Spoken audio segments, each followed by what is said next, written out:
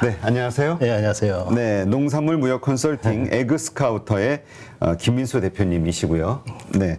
자, 일단 우크라이나 곡물 수출 재개가 됐다라는 뉴스가 나오고 있거든요. 현재 우크라이나의 현황, 곡물 원래 거기가 곡물 창고라고 우리가 표현을 했었잖아요. 상황을 좀 설명해 주시죠. 다 최근 들어서 큰 이슈가 되니까 다들 많이 잘 알고 계시겠는데 우크라이나나 러시아 같은 경우는 주로 이제 옥수수라든지 밀, 해바라기 씨유의 주요 생산국이고 공급국이죠. 네. 그래서 2월 24일 날 러시아가 우크라이나 침공함으로 인해 가지고 흑해에서의 수출이 통제가 되고 그러다 보니까 우크라이나 수출을 못하는 문제가 심각하게 받아들여졌고 그래서 식량 인플레이션 문제가 발생됐고 세계가 식량 위기론으로 이제 큰 문제가 됐었죠. 그렇죠. 자, 근데 지금 러시아가 이제 그 수출기를 좀 열어줬다 이런 얘기가 있잖아요. 지금 현황은 어떻습니까? 7월 22일자로 해가지고 유엔하고 튀르키예가 중재를 통해 가지고 그다음 러시아와 우크라이나가 협정을 체결했거든요. 네. 그래서 그 이후에 또 만 하루가 지나기도 전에 이제 러시아가 오데사 항을 또 이렇게 미사일 공격도 가하고 했던 우여곡절이 있었지만 8월 1일부로 첫 모선이 수출이 됐죠. 네. 그래서 이후에 이제 계속해서 그 절차와 항로에 따라 가지고 이행이 돼야 되는 이제 상황에 전개됐고요. 그래서 지금 이제 새로운 이제 수출이 재개됐다는 부분에서 큰 의미를 가지고 있습니다. 네, 그렇군요. 지금 그렇다면 전반적으로 우리가 지금 식량난에 대한 이야기가 사실 불과 2개월 전만 해도 2개월 전만 해도 나왔었거든요. 네. 이러한 문제는 글로벌리 해결이 되는 건가요? 일단 부분적인 해소는 가능하겠다고 생각이 들지만 일단 우크라이나가 계속해서 어떻게 공급을 잘 해줄 것이냐가 문제거든요. 네. 지금 상황에서 좀 불확실성도 되게 많이 상존해 있는 상황이고 또 만약에 이 지금 협정대로 공급이 계속 이행 가능하다 하더라도 이 물동량이 한계가 있기 때문에 이제 그만큼 많은 양을 수출하기는 사실상 어려운 지금 상황입니다. 그래서 지금 막대한 재고가 쌓여있던 부분도 빨리 해소를 못 시켜주는 부분이 문제가 되고 또 우크라이나 새로 또 신곡을 수화를 함으로 인해 가지고 또 수출해야 되는 부분이 있는데 이제 그 부분도 제대로 이 물동량이 받쳐주지 못하면은 계속 적체가 되는 문제가 발생이 될 수밖에 없는 거죠. 또 당연히 우크라이나가 지금 전쟁으로 인해 가지고 생산을 못하게 되는 부분, 절반 이상 생산량이 줄어드는 부분도 심각한 문제로 받아들일 수밖에 없습니다. 네, 지금 곡물 관련해서 이 우크라이나의 젤렌스키 대통령도 이제 평소에 절반밖에 수확을 못할 것이다 얘기했잖아요. 어쨌건 이게 잘 수출이 재개가 된다 하더라도 많이 부족하지 않을까에 대한 고민들, 그것이 이제 또 그 원자재 가격 상승에 곡물 관련주들 또 영향을 미치고 이런 영향을 끼치는데 어떻게 보시나요? 일반적으로 이제 우크라이나 같은 경우는 그 우리가 생산 비중보다는 수출 비중을 봐야 되거든요. 그래서 세계에서 얼마만큼 수출에 대한 비중을 차지하고 있느냐인데 우크라이나는 옥수수 같은 경우는 수출 비중이 12%입니다. 그다음 밀 같은 경우는 10%가 되고요. 또 해바라기 씨유 같은 경우는 40%를 차지하고 있다는 부분이니까 여기서 이렇게 공급이 못함으로 인해 가지고 이러한 공급 부분에 부족 현상이 계속해서 발생될 수밖에 없는 구조이기 때문에 이 지금 우크라이나가 지금 선적을 하기 시작하고 흑해를 통해 수출을 하기 시작했다 하더라도 이제 이러한 이제 공급적인 부분에서 계속 문제가 쌓일 수밖에 없는 거고 식량 문제는 계속해서 우리가 연이어서 계속해서 이런 문제가 지속될 것이라는 부분이 전문가들이 또 의견이고 이런 단기적으로는 1년, 2년 길게는 3년까지도 갈 수 있다라는 그런 뉴스들이 나오고 있습니다. 네. 지금 한국은 쌀값이 폭락하고 있다 이런 뉴스가 나오던데요. 이게 좀 글로벌 흐름하고 우리는 좀 다른가요? 우리 같은 경우에는 이제 쌀 같은 경우에는 이제 우리 자급률을 봐야 되는데 쌀 같은 경우에는 풍부하게 거의 우리가 쌀에 대한 부족 현상은 없다는 부분, 오히려 잉여에 대한 문제가 발생이 되는 부분이 있고요. 그 이외에 이제 다른 품목들이 문제가 되는데 특히 옥수수나 그다음 밀, 그다음에 콩 같은 경우는 전적으로 해외에서 수입할 수밖에 없는 구조가 되거든요. 그래서 우리 같은 경우에는 옥수수 같은 경우에는 사료용을 포함한 이제 자급률을 보게 되는데 그 곡물 자급률은 0.7%. 그다음에 밀 같은 경우는 0.5%, 그다음 콩 같은 경우는 7.5%가 돼 있는 거죠. 그러다 보니까 나머지 전적으로 우리가 95% 이상은 다 해외에서 수입해 올 수밖에 없는 구조죠. 그러다 보니까 세계 식량 위기가 가속화되고 문제가 되면은 우리는 식량 위기에 그대로 당할 수밖에 없는 그런 시장 구조가 되어 있습니다. 네. 일단 그렇다면 현재 상황, 어쨌든 곡물 수출 합의가 되면서 러시아하고 우크라이나가 우리가 지금 당장 그런 식량 위기에 대한 이슈 이거에서는 좀 자유로워졌다라고 봐도 될까요? 중요한 것은 이렇게 세계 식량 위기론이 발생되면은 고가가 폭등하는 부분이 발생되는 거잖아요. 그러니까 우리가 아까도 조금 전에 말씀드렸다시피 옥수수라든지 미래 콩 같은 경우는 해외에서 전적으로 수입해 와야 되는데 그만큼 고가가 올라가게 됨으로 인해서 우리는 그에 대한 부담감이 클 수밖에 없는 거죠. 그래서 세계 식량 위기가 안정화가 안 되면은 우리는 그만큼 우리는 이 그 대금 지급 문제라든지 이런 부분에서 이 고가의 상승에 따라서 그만큼 손해를 계속 볼 수밖에 없는 그러한 형태입니다. 네. 일단 티르키예, 여기가 구 터키죠.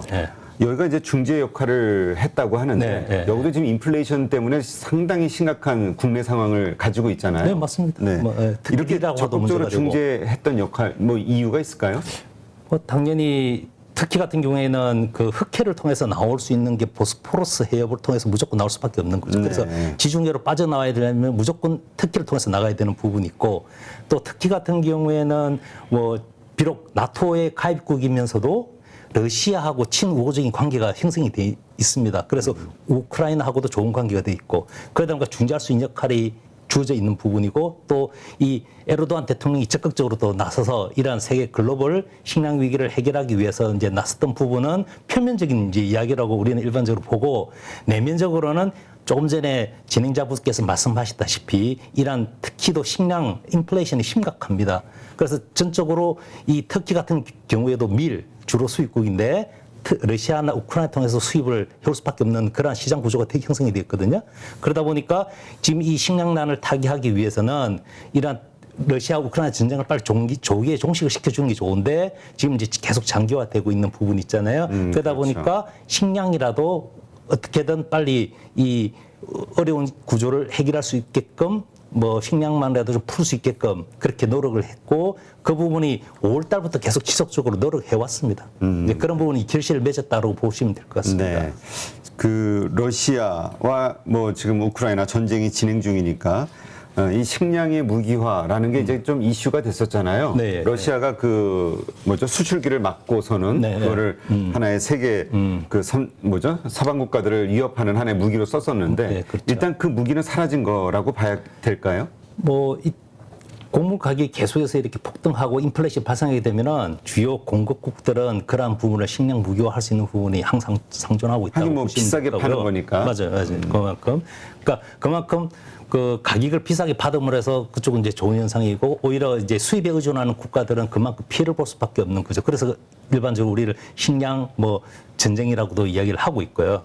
이제 그런 부분이 미중 무역 전쟁에서도 이 곡물이 중요한 원인이 됐던 부분도 있었고 과거에 흘러가도 역사적인 흐름을 보더라도 우리가 2000년대 말이나 2010년대 초반에 두 차례 에그플레이션이 발생했었거든요. 그때도 이러한 이제 러시아나 우크라이나 이외에 흑해 주변에 있는 주요 공급국들이 수출 통제하고 제한했던 부분이 고가 폭등으로 야기했던 부분. 이제 그런 부분이 어떻게 보면 식량의 무기화라고 볼 수가 있겠습니다. 네. 근데 참 우리가 그 식량 자급률이 22% 정도밖에 안 된다라는 이제 기사들 데이터가 있잖아요. 그럼에도 불구하고 아까도 잠깐 뭐 말씀하시긴 했지만 쌀값이 그렇게 폭락하는 거는 참 알 수가 없어요. 이제 잘 이해가 안 돼요. 일반 국제 시장에서의 그 흐름하고도 틀린 시장이고요. 우리 같은 경우에는 우리가 쌀 소비량을 봐야 되거든요. 우리가 1인당 쌀 소비량 같은 경우에는 지금 급격히 줄어들고 있는 상황이에요. 그만큼 우리가 쌀을 소비 안 한다는 거죠. 그래서 2021년 기준을 보면은 우리가 1인당 연간 쌀 소비량이 56.9kg입니다. 그렇게 되면은 10년 사이에 몇 프로 감소했느냐? 한 18% 감소를 했거든요. 반면에 1인당 육류 소비라는 건 어떻게 되느냐. 지금은 2020년 기준으로는 52.5kg이니까 10년 사이에 29% 증가했습니다. 그만큼 기하급수적으로 육류 소비량이 증가하는 반면에 쌀 소비량이 줄어들게 되는 거죠. 그러다 보니까 쌀은 그만큼 우리가 소비하는 양이 줄어들다 보니까 생산하는 거에 비해서 우리가 잉여로 돌아갈 수 있는 그런 형태가 되니까 당연히 쌀에 대한 가격적인 부분 이런 부분은 떨어질 수밖에 없는 구조고 다만 반면에 우리가 사료용으로 이제 만약 665 소비량이 늘어난다는 말은 곧 사료용 곡물 소비량이 증가한다는 말이잖아요. 그렇게 되면은 옥수수라든지 밀이라든지 이런 사료용 곡물들이 해외 수입해 와야 되고 그 양이 늘어날 수밖에 없는 거죠. 계속 그래서 우리는 쌀은 뭐 이렇게 적체 현상을 보인다면 정체 현상을 보인다면은 옥수수라든지 밀이라든지 이런 수요는 계속해서 늘어나 있고 해외에서 진짜로 수입을 계속 해오고 있는 거죠. 그렇군요. 하여튼 그럼에도 불구하고 뭐 폭락은 하지만 그래도 우리 식량은 계속 증산을 해야 된다. 네. 그러니까 우리 그냥 기존 생각에는 자꾸 폭락하면 좀 농사를 줄이면 되지 이렇게 생각했는데 우리는 그 우리 일반적으로 농사 천하지 대본이라고 그러잖아요. 네. 그래서 농업 특히 쌀에 대한 부분 우리가 올해 유관 역사에 흘러가는 흐름을 보더라도 이 쌀에 대한 중요성은 상당히 우리는 그렇게 인식을 가져왔었고 그러니까 과거뿐만 아니라 현재도 그런 부분에 대해서 우리는 쌀에 대한 그 중요성을 항상 인지를 하고 계속해서 생산을 하려고 노력하고 있는 부분이고요. 네. 그러다 보니까 농가에 대한 보호 문제 이제 이런 부분이 가장 이제 심각한 거죠. 그래서 우리가 FTA 협정이라든지 이런 부분에 있었을 때 이런 이제 농민 보호 문제, 농가 보호 문제가 심각하게 받아들여지고 있는 거죠. 네. 하여튼 요게 이제 그 에그플레이션 관련주 해가지고 이렇게 그 글로벌 그 곡물 가격의 상승 사실 폭등을 했었죠. 네. 우크라이나 전쟁 이후에 이런 것들 때문에 이제 사실 이 주식 시장에서는 그 뭐라 그럴까요? 사료주, 비료주 이런 것들이 테마를 이루면서 또 막 급등을 했었단 말이죠. 네, 맞습니다. 이걸 그냥 우리가 단순한 일회성 테마로 봐야 될까요? 아니면 앞으로 이러한 곡물 가격의 상승은 상시화될 것으로 봐야 될까요? 지금까지 우리가 이게 사료 관련주를 특히 이제 사료용으로 이제 수입되는 원료들이 되게 많다 보니까 사료 회사들 중에 상장하는 회사들을 보게 되면은 사실상 우리가 과거에 2021년도까지 이 그래프를 보게 되면은 좀 지리밀밀한 그런 흐름을 보였어요. 보면은. 그런데 2021년 이제 지나면서 우리가 에그플레이션 공포에 발생되는 그 부분이 이제 테마주라고 해서 급등하기 시작했었고요. 그러다 보니까 지금 같은 경우에는 뭐 올해 같은 경우에는 계속해서 큰 폭으로 상승을 했다가 지금 같은 좀 많이 좀 떨어져 있습니다. 그렇죠. 그러니까 4, 5월 달에 고점에 비교해서는 지금 많이 떨어져 있는 부분이 있지만 과거 역사적인 흐름을 보게 되면은 과거에 비해서는 상당히 높게 형성이 되어 있는 부분이 있고 또 지금 이러한 이제 식량 불안 위기가 계속해서 이렇게 자극을 주고 신호를 주게 되면은 그만큼 이 주식 시장도 반응을 하게 되는 거죠. 그래서 곡물 가격이 고가가 하락했다라고 하면은 오히려 사료주들이 떨어지는 경향이 있고 반대로 고가가 어떤 이슈로 해서 점프하고 폭등을 하는 그런 신호가 주어지면은 같이 덩달아서 동반 상승하는 그런 흐름 구조를 계속해서 이어져 오고 있고 조금 전에 제가 이렇게 말씀드렸다시피 이 식량 위기론이 하루아침에 끝날 상황은 아니고 계속해서 이러한 부분이 지속적으로 우리 시장에 영향을 미칠 것이거든요. 근데 그러다 보니까 주식시장에도 그만큼 계속해서 반응할 수밖에 없는 거고요. 그래서 주요 이슈들이 생길 때마다 이 우리 사료 관련주라든지 비료 관련주 아니면 식품 제분 관련주들은 거기에 따라서 영향을 크게 받을 수밖에 없는 구조로 지금 흘러가고 있습니다. 네, 그렇군요. 하여튼 이러한 문제 이번에 그냥 일시적으로 불거진 문제가 아니라 앞으로 계속 불거질 수밖에 없는 식량 위기와 관련해서는 그렇게 보시는 거군요. 이제 향후에 이제 전망을 통해서 우리가 이런 이제 곡물 가격이 어떻게 흘러갈 것인가도 우리 점쳐볼 수도 있는 부분이잖아요. 그래서 지금 우리가 보게 되면은 세계 이제 기후 변화, 이상 기온 현상 때문에 주요 공급국들에 대한 가뭄 현상이 심각하거든요. 미국은 지금 이제 한창 생산하는 중간 시즌에 와 있는데 여름 혹서기가 제일 중요한 시즌이에요. 그래서 8월 달에 미국의 날씨 변화가 이 곡물 시장에 대한 영향을 상당히 미칠 것이라고 생각이 들고 있고 특히 유럽 같은 경우에는 심각한 가뭄 상태예요. 이태리 같은 경우는 거의 100년 만에 이때 최대의 가뭄이 형성이 돼 있고 프랑스라든지 독일도 마찬가지, 영국도 마찬가지 상황이거든요. 지금 이러한 식량 인플레이션 속에 유럽의 이러한 이상기온 현상, 가뭄 현상으로 인해서 생산이 저조해져 곡물 생산이 저조하게 된다면은 그것도 하나의 큰 이슈가 되는 부분이고요. 그 이외에 이제 루마니아라든지 그 주변의 동유럽권에 있는 국가들도 주요 공급국인데 그 국가들도 지금 생산이 상당히 저조한 부분이 발생되고 있습니다. 그래서 또 한 가지 또 중요한 것은 최근에 가장 나온 뉴스는 인도를 상당히 중심적으로 봐야 되는 거죠. 아, 왜요?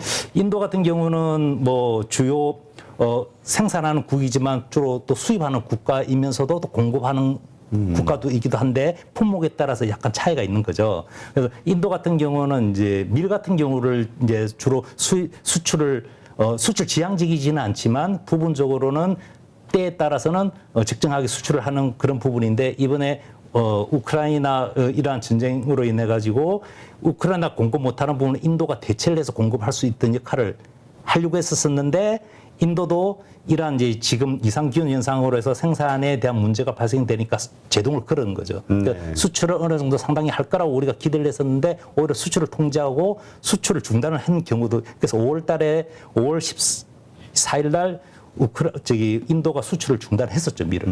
그래서 밀 가격이 한 번 더 점프하는 그런 계기가 됐었고, 이제 그 이후에 계속 밀 이외에 지금 설탕도 수출을 제한을 했던 부분이 발생이 됐었는데, 지금 현재의 지금 판단에서 가장 중요한 부분은 쌀입니다, 쌀. 인도 같은 경우는 쌀을 주요 생산하면서 공급국인데, 인도가 전체 교역량의 40%를 차지하고 있습니다. 네. 근데 지금 인도가 갑자기 이 이상기온 현상으로 해서 가뭄이 들어서 몬순 시기에 적정한 강우량이 형성이 돼야 되는데 지금 비가 많이 내리지 못해서 지금 가뭄으로 들어가게 되면은 심각한 문제가 발생이 되고 이 부분이 또 하나의 새로운 식량 위기가 발생하지 않을 거냐라는 지금 전망들이 지금 쏟아지고 나오고 있습니다. 그러니까 지금 보니까 이번에 이제 사실 폭등의 원인이 됐던 것은 이제 우크라이나 전쟁 이거였지만 사실 가장 위험한 거는 상시적인 위험으로는 이 이상기온. 이상기후 뭐 여러 가지가 있더라고요. 이런 것들로 인해서 지금 우리도 많이 바뀌었잖아요. 이 계절이. 다른 나라들도 그러다 보니까 작물도 달라지고. 네, 맞습니다. 근데 또 한편에서는 그러한 것들을 과학의 기술로 커버가 가능하지 않겠냐. 그러니까 생산성을 확 높일 수 있지 않겠냐에 대한 기대감도 있는데 일단 어떻게 보시나요? 과거에 우리가 이 곡물을 생산하고 그다음에 소비를 하고 이러한 이제 형태를 유지를 해 오는데 중요한 것은 인구가 계속해서 급격하게 늘어나는 반면에 이 곡물 생산은 그렇게 늘어나지 못하는 문제가 발생이 됐었잖아요. 그래서 기온 문제가 항상 우리도 춘궁기나 이럴 때는 이제 보릿고개가 옛날에 과거에 있었다시피 이러한 생산이 소비를 받쳐주지 못하면은 그런 이제 수급의 이제 밸런스가 깨지면서 큰 문제가 발생이 되는데 이제 이러한 부분이 유전공학적인 기술 이런 부분이 이제 많이 농생명 기술이 발전되다 보니까 이런 우리가 유전자 병생물체 그러니까 GMO라고 그러잖아요. 이런 GMO를 통해서 단위당 수확량을 상당히 많이 늘렸죠. 그러다 보니까 이 일정한 면적 내에서 우리가 이 생산량을 늘릴 수 있는 부분은 그러한 유전자 변형 기술을 통해서 우리가 많이 극복을 해왔고 향후에도 이런 부분이 계속해서 발전되어 있고 그래서 제가 판단하기에는 향후의 미래의 중요한 산업은 종자 산업이다. 종자 산업. 종자 쪽에 좀 많은 관심을 또 표해야 되지 않나라는 생각이 듭니다. 하긴 전에 여기 한국의 종자 회사 상장 기업이긴 한데 그 대표님하고 인터뷰했던 적이 있는데 그분이 그런 얘기를 하시더라고요. 종자는 정말로 많은 시간이 필요하기 때문에 이게 상당히 진입장벽이 높은 산업이라고 그리고 그 식량 보안 문제, 뭐 안보 문제 이런 차원에서도 해야 되는데 한국에서는 잘 대접을 못 받는다고 그런 얘기를 하시던데. 되게 이러한 이제 세계적인 종자도 글로벌 기업들이 다 이렇게 시장을 장악하고 있는 부분이 있죠. 그러니까 어느 날 그쪽에서 우리 기술 특허료처럼 그걸 가격을 올리게 되면 우리도 갑자기 힘들어질 수 있는 그런 상황인 거죠. 그렇죠. 우리도 그러한 부분에 의존할 수밖에 없는 또 시장 구조가 되는 거죠. 좀 시간이 걸리거나 채산성이 안 맞더라도 우리 국내에서 자꾸 종자를 개발해야 되는 게 거기에서 만에 하나 그런 글로벌 곡물 회사, 종자 회사들의 그 뭐라 그럴까요? 그 압박이라든가 이런 거에서 벗어나기 위한 대응을 해야 된다.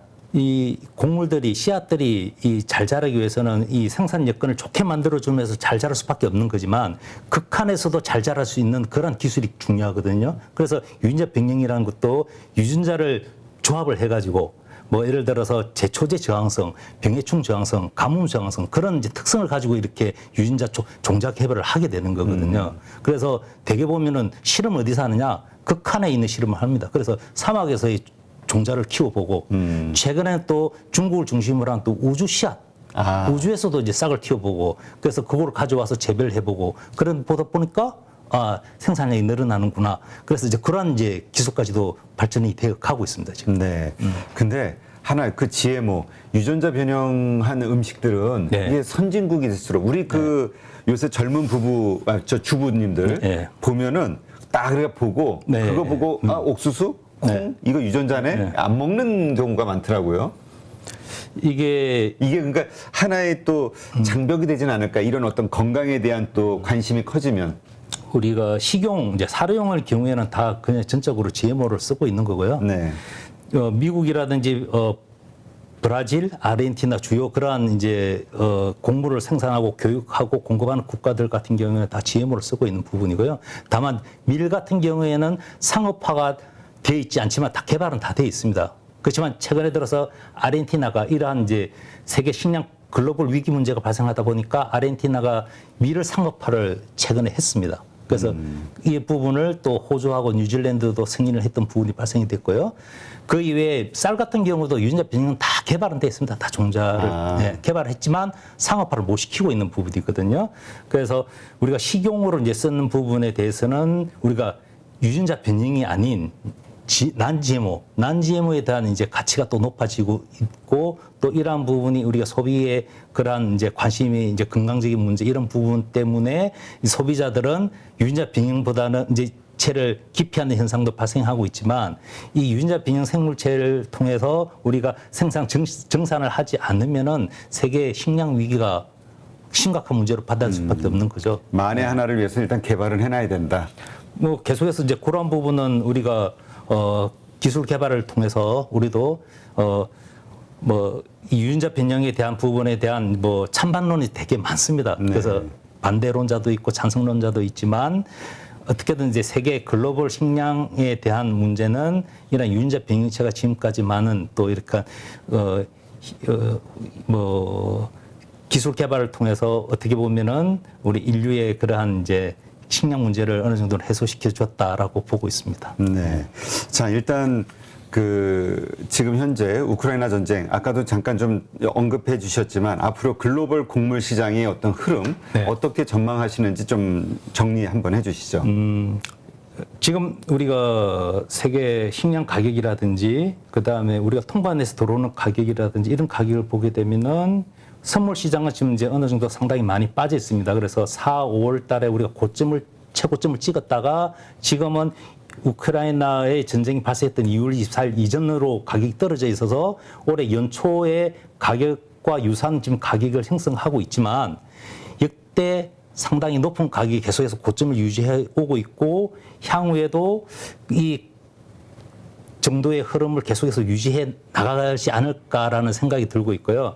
다만 선물 가격이 빠짐으로 인해 가지고 우리 국내 소비자 물가라든지 생산자 물가도 이제 영향을 받게 되는데 3, 4분기 정도에는 좀 이 가격이 많이 좀 내려갈 것이다라는 생각이 듭니다. 그래서 네. 4, 4분기 가고 그러면은 우리가 2, 4분기까지 고점을 찍었던 가격이 3, 4분기 정도로 가면 이제 완화는 되겠지만 역사적인 높은 가격은 계속해서 흐름을 이어갈 수밖에 없고 이제 그 부분이 이 세계 곡물 시장의 흐름과 연동을 해가지고 짧게는 뭐 1년까지도 갈 수 있는 거고요. 뭐 길게는 2년까지도 갈 수 있고 3년까지도 갈 수 있는 부분이 많이 발생되고 있고 그래서 항상 여기에 대한 관심은 곡물 시장의 관심도 우리가 계속해서 지켜봐야 되고 모니터링 해야 되는 시장입니다. 네. 사실 우리가 이전에는 글로벌 곡물 가격에 대해서 크게 관심 가지신 분들이 많지 않았는데 이번에 보니까 이게 크게 이슈가 되면서 관련된 그 주식들의 비료주나 사료주들의 움직임이 너무나 컸기 때문에 아마 이제는 곡물 가격을 통해서 이런 또 관련주들 투자 아이디어로 삼으시는 분들이 자꾸 늘 것 같아요. 제 생각에는 이제 이러한 이제 우리가 선물 시장으로 통해서 이제 선물 거래를 할 수도 있는데 선물 거래 같은 경우에는 이제 전거금이라든지 이런 부분이 투자하기 좀 많이 부담이 스럽고요. 오히려 ETF를 통해서 ETF나 ETN을 통해서 거래를 하게 되면은 곡물 상품들이 많이 있으니까 이제 그쪽을 통해서 시장 흐름과 같이 해서 투자를 해보는 것도 좋은 뭐 포트폴리오에서 중요한 또 하나의 상품 투자 가치가 될 것 같습니다. 제 생각에. 네, 알겠습니다. 우리 가족분들은 잘 참고하시고요. 네, 이제까지 농산물 무역 컨설팅 회사죠. 에그스카우터 김민수 대표님과 함께했습니다. 오늘 좋은 인사이트 고맙습니다. 네, 고맙습니다. 누구나 1시간 안에 200개 종목에서 좋은 종목을 고를 수 있는 그런 능력을 배양할 수 있도록 제가 도와드리려고 그렇게 하고 있습니다.